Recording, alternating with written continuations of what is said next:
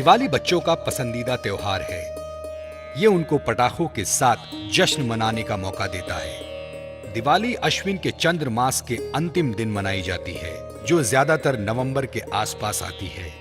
दिवाली के साथ जुड़ी कई कहानियां हैं। कहा जाता है कि प्रभु राम ने रावणसुर को मार के इसी दिन अयोध्या वापस लौटे थे।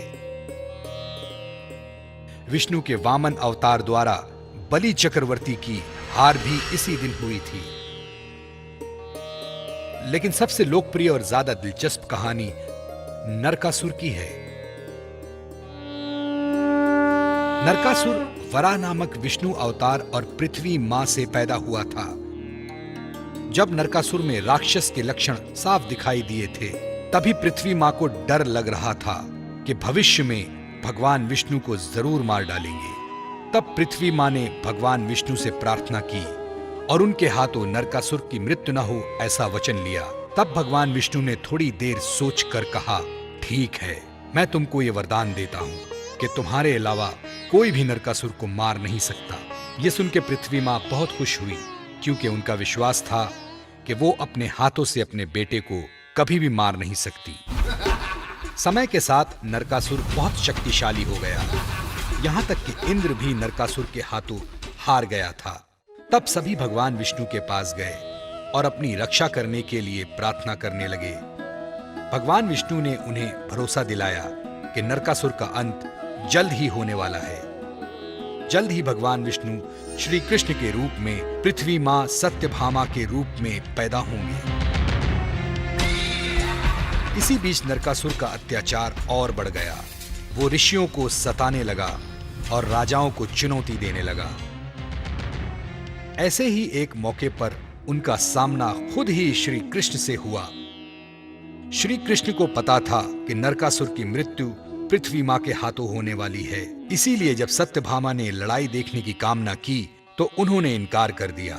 श्री कृष्ण और नरकासुर के बीच लड़ाई शुरू हुई। लड़ाई जमकर चली थी। थोड़ी देर बाद नरकासुर ने अपने हथियारों के साथ श्री कृष्ण को बेहोश कर दिया।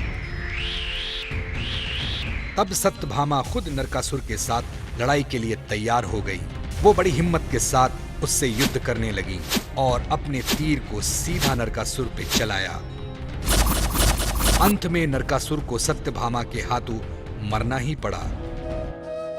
उस दिन को नरक चतुर्दशी कहा जाता है और अगले दिन पर लोगों ने दीप और पटाखों के साथ इस अवसर को मनाया। दिवाली का अर्थ ही दीपों की पंक्तियां हैं। दिवाली सिर्फ हिंदुओं का ही नहीं, बल्कि जैन और सिख लोगों ने भी अपने अपने कारण इस त्योहार को मनाया। जैनियों के आखिरी तीर्थकर वर्धमान महावीर का निर्माण भी इसी दिन हुआ था। इस दिन पर लोग लक्ष्मी देवी की पूजा भी करते हैं। माना जाता है कि इस दिन लक्ष्मी देवी अपने भक्तों के घर आती हैं। दरअसल दिवाली का दूसरा नाम लक्ष्मी पूजा है। मारवाड़ी लोग इस दिन पर लक्ष्मी पूजा करने के लिए बहुत महत्व देते हैं। यहां तक कि उनका नया साल भी दिवाली के साथ ही शुरू होता है। दिवाली के दिन हर कोई जल्दी उठता है, सिर से स्नान करके नए कपड़े पहनता है, स्वादिष्ट मिठाई के साथ अपना दिन बिताता है। घर में छोटे बड़े श्रद्धा के साथ लक्ष्मी जी की पूजा करते हैं। सूर्य अस्त में दीपक जलते हैं और तब पटाखे भी फोड़े जाते हैं। अमावस की अंधेरी रात दिवाली पर जलाए दीपक के साथ जगमगा उठती है। दिवाली की आतिशबाजी से सर्दियों की ठंड कम होती है और उस समय पैदा होने वाले कीड़ों को मार देती है। दिवाली की रात जब गड़ी हो जाती है, पटाखों का शोर कम हो जाता है। अगले वर्ष तक दिवाली की रहने वाली खुशियों से लिपटकर बच्चे अपने बिस्तर में सो जाते हैं।